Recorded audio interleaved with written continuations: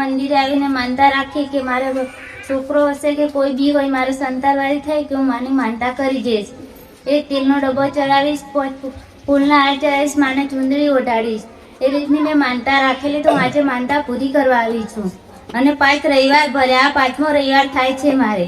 તો મારે આ છોકરો છે, 12 મહિના થયા છોકરો. એક જ મહિનામાં મને ખબર પડી ગયેલી મારી માનતા રાખ્યા પછી. એટલે તમારે લગ્ન કરીને 8, 9, 10 વર્ષનો સમયગાળો થયો. તમારી સંતાનમાં કઈ હતું નહીં? કોઈ નતું મારે. 2006 માં લગ્ન થયેલું મારે. પછી તમે નરસાણા ધામમાં માડીની માનતા માનતા રાખેલી મેં મંદિરે આવીને. માનતા રાખીને કેટલા સમયમાં સારું એવું પરિણામ? 1 જ મહિનામાં સારું એવું પરિણામ જોવા મળ્યું હતું. પછી તમારા સંતાનમાં અત્યારે શું છે બેન? આ છોકરો છે, દીકરો છે તમારો. બરાબર છે. તમે માનતા પૂરી કરવા? માનતા પૂરી કરવા આવી છું અહીંયા. માનતામાં શું માન્યું હતું? એક તેલનો ડબ્બો, 5 ફૂલના હાર અને માને ચુંદડી ઓઢાડવાની અને 5 ફૂલ અને સવારે કંકુ ચડાવ્યું. ઠીક છે. તમારે માનતા પૂરી કરવા? આજે માનતા પૂરી કરવા આવી છું. ઠીક છે બેન. રામ રામ. રામ રામ મારે.